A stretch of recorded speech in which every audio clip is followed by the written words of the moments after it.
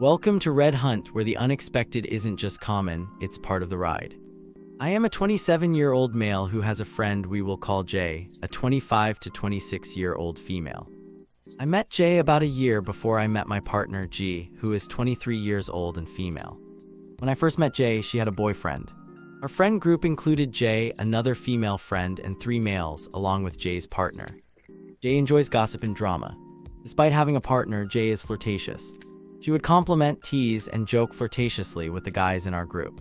She often assumed that various guys liked her, including myself and another male friend.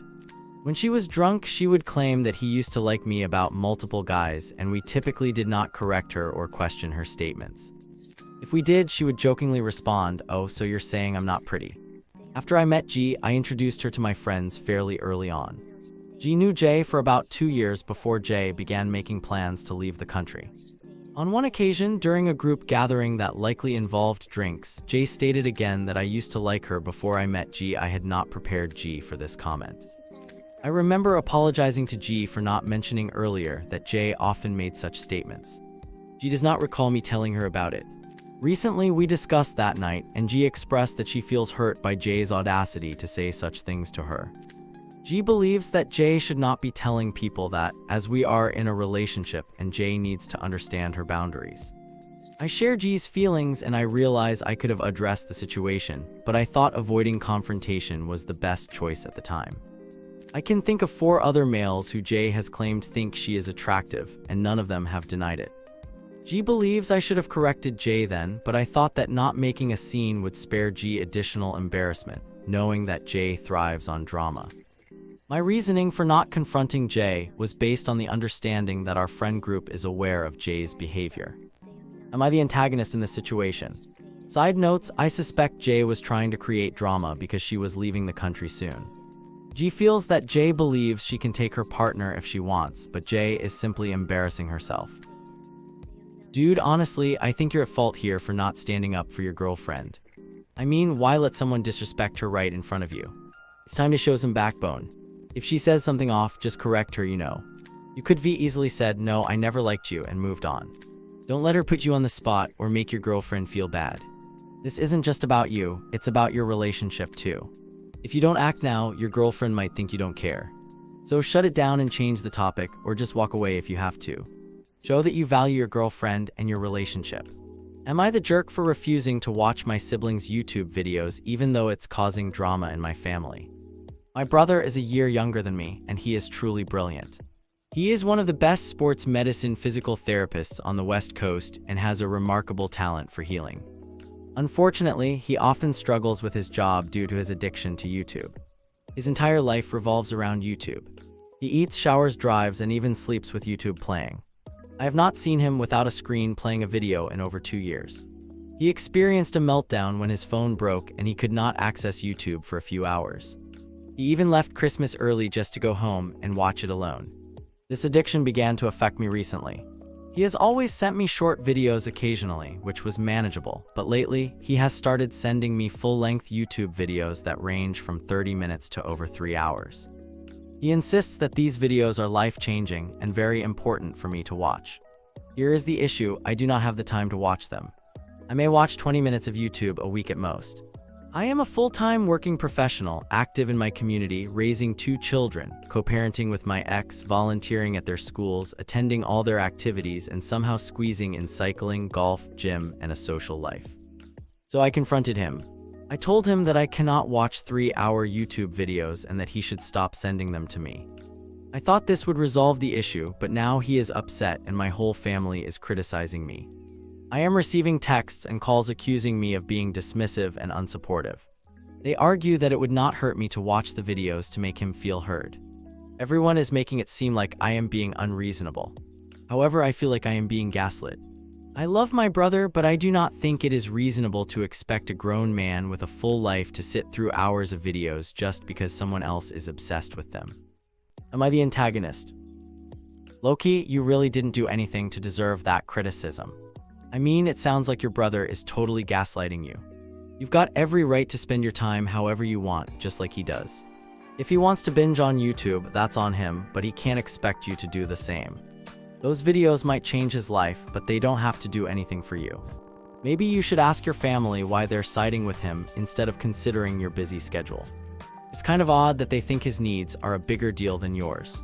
Honestly, if he needs an intervention over YouTube, that says a lot about him. You know, starting a YouTube channel like Messages to My Brother could be a funny way to talk about all this. You could share your thoughts on why work matters or how you all spent the holidays. Just a thought.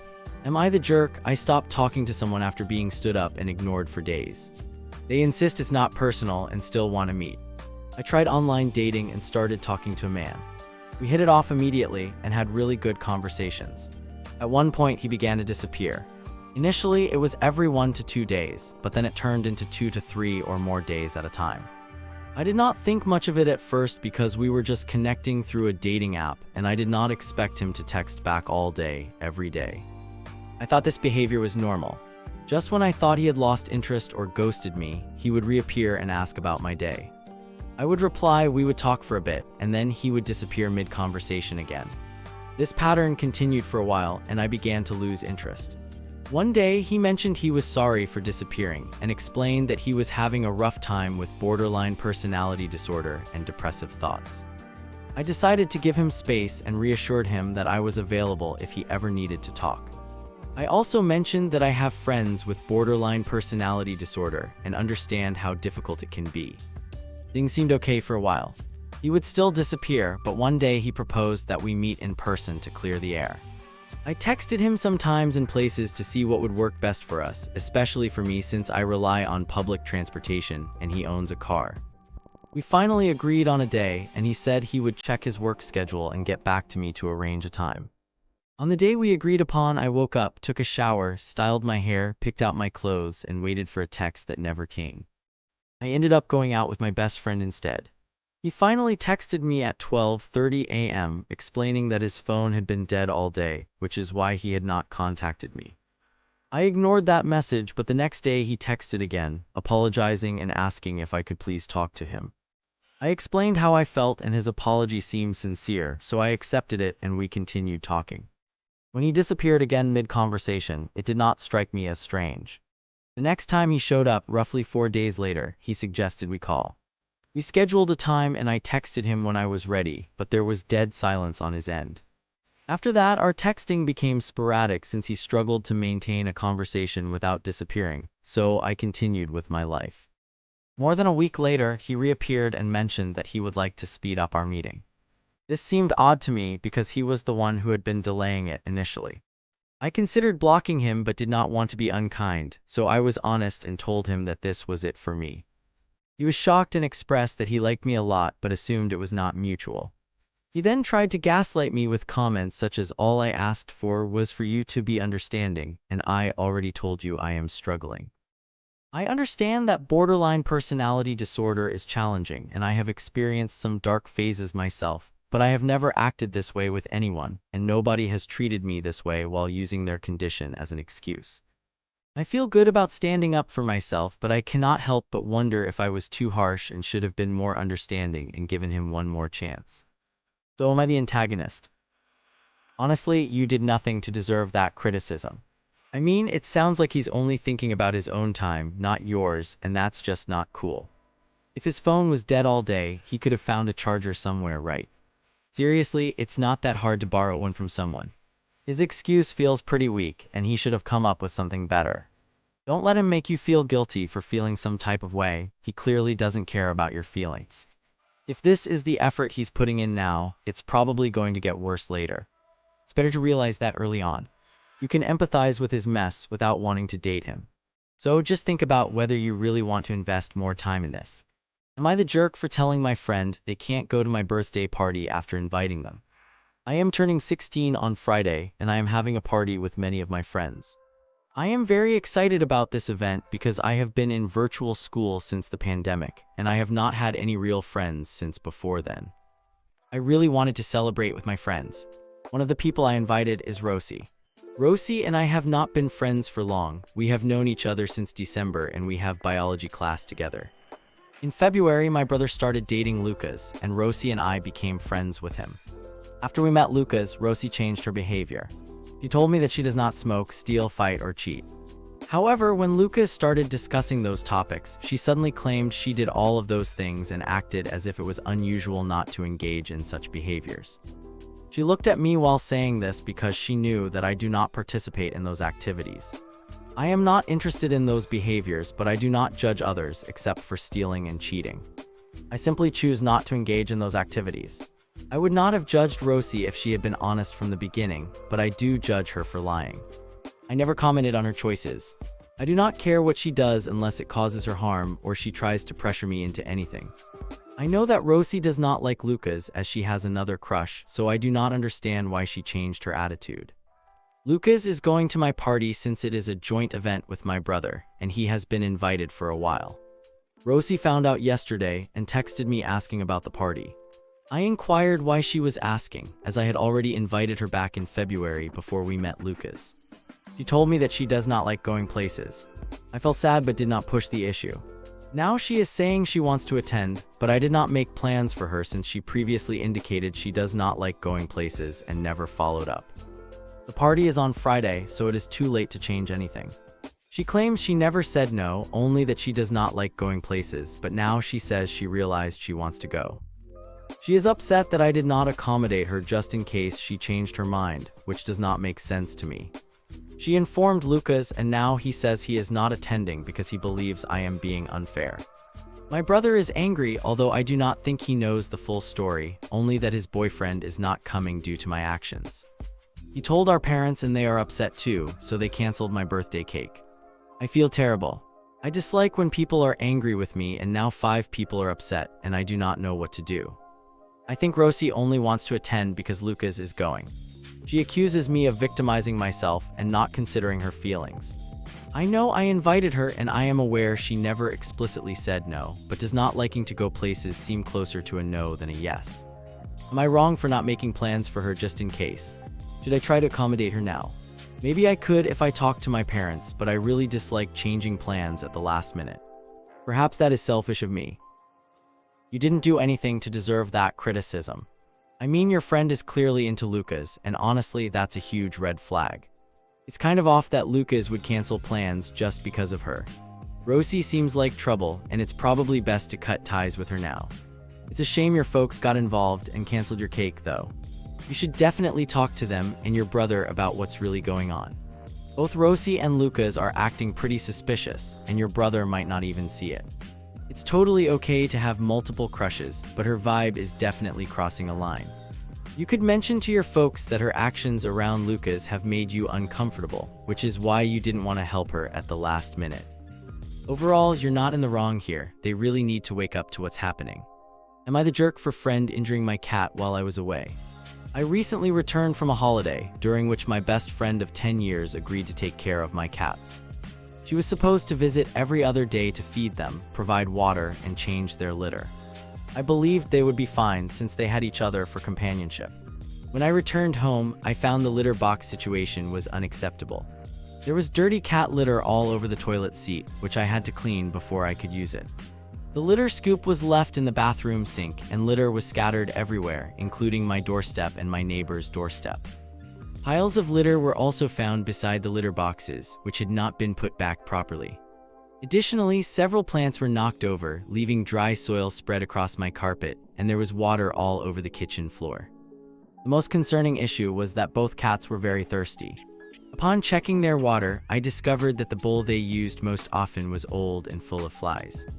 The other bowl in the kitchen was dirty and slimy. My friend also left sharp, empty food tins on the counter, and my kitten cut her tongue on one of them. I had provided clean bowls for my friend to use, but she chose to refill food in the dirty bowls for 5 days instead. I had left a handwritten note with instructions on the electric oven burner, but I mistakenly forgot to switch off the oven at the mains. I messaged my friend to ask her to turn it off, as I was concerned about the safety of my cats in my home. Unfortunately, she did not turn off the oven, nor did she even move the note. When I called her to express my disappointment, she suggested that I should have paid someone to care for my cats. I reminded her that I had offered to pay her, but she had refused. She then stated that she was only there to do the bare minimum and that if I wanted more, I should have asked someone else. Given that she takes care of dogs for others while they are on holiday, I had expected her to know how to care for animals and keep things tidy. She told me that I should expect a dirty house when leaving animals alone for 5 days, and if I did not like it, I should hire a cleaner. She also claimed she was very busy and doing me a favor, even though she had messaged me the day before to say she was going out of town to buy hair dye. I told her that I am not her client, I am her best friend. I would never leave her animals or her house in such a state. If I had known she would only be visiting for a few minutes, I would have sought someone else to help. I ended the call after expressing my frustration. Now I am wondering if I am being ungrateful. My friend did put down food and water and clean the litter trays, albeit to a very sloppy standard. Honestly, you're not the asshole at all. Your friend clearly didn't take care of your cats. I mean, they barely even acknowledged them while things went downhill. Leaving sharp tins out. That's just reckless. And that whole paper on the burner mess. Yeah, that's way beyond just being careless. You're not ungrateful. It totally makes sense to be shocked that someone you trusted acted like this. Cats can face serious health issues without water in just a day. This person isn't a true friend if they treat your pets like that. Seriously, go no contact and protect your cats. You both deserve way better than this. Aitah for getting someone suspended. I am a 16-year-old female and have been on the varsity lacrosse team at my high school since I was a freshman. Our coach, Christina, is a strict person with high standards. Last year, we had a young team and did not always win games, so she implemented several new rituals this season. One of these is a rule that all varsity players must stay for the following junior varsity game. I am typically fine with this because I have friends on both teams and can hang out with my varsity teammates. However, sometimes this rule can be inconvenient, so we try to work around it. Christina is very strict about the rule, so if someone has somewhere to be, we all agree to cover for them. About a week ago, I finished my game and stayed until halftime of the junior varsity game before needing to see my dietitian. I am in recovery from an eating disorder, and these appointments are important. Christina had left, so it was based on honor, and I did not want to explain my situation to the junior varsity coach. I told the senior captain, Annie, that I needed to leave and explained a bit about why. She gave me a hug and assured me that she would not mention it to Christina, who I knew would not have tolerated it or understood. The next day, Christina usually gives the junior varsity team some pointers from the game. I offered a piece of positive feedback, but a girl named Lola announced that I would not know anything because I had left, and as a result, we all had to sprint. Fast forward to the weekend, I had a really bad sore throat but wanted to be at practice. The coach took attendance the next day for the game lineup, and when Lola saw my name on the starting lineup, she informed the coach that I had not been at practice. Granted, I had not spoken much, so maybe she did not remember, but Christina took her accusations seriously. Even when my teammates tried to vouch for me, Christina thought they were lying for me. I did not get to play, and I received a stern talking to about honesty and commitment. Over the weekend, a group of 2 girls and 3 boys were caught on security footage stealing the athletic director's golf cart and vandalizing the parking lot. According to what the teachers told us, they could be seen drinking and smoking marijuana. Later, we found out that they suspected Lola and a few other students due to their appearances. Lola used the Saturday night team dinner as her alibi, but it was at my best friend's house, and I knew for a fact that she was not there. The school is very strict about these matters, so they canceled all sporting events until they gathered more information. We are set to go to the state finals, so I informed Christina that Lola had not been at the team dinner. We did not hear much after that, but Lola was suspended from school for a week and from lacrosse for 2 weeks. She was usually a pretty good defender, and now some of my teammates are saying that I should have remained quiet because we are now down a player and her parents grounded her as well. I feel a bit bad for the interest of the team, as it would be difficult to be grounded. It's pretty wild how some coaches just can't handle medical appointments, you know. I mean, if someone has a legitimate reason to miss practice, the coach should totally be understanding. That person who got suspended, she was really in the wrong for making those false accusations. Seriously, she acted like she was above the rules. You didn't cause her suspension, she did that to herself. If she's going to point fingers, she better make sure her own actions are clean. It's such a shame when people can't just own up to their mistakes. At the end of the day, this isn't on you. Just keep doing your thing and don't let this drama get to you. Thanks for watching. When you subscribe, make sure to hit the bell to turn on notifications so you never miss a video. To finish listening to all the stories, check out the playlist in the description.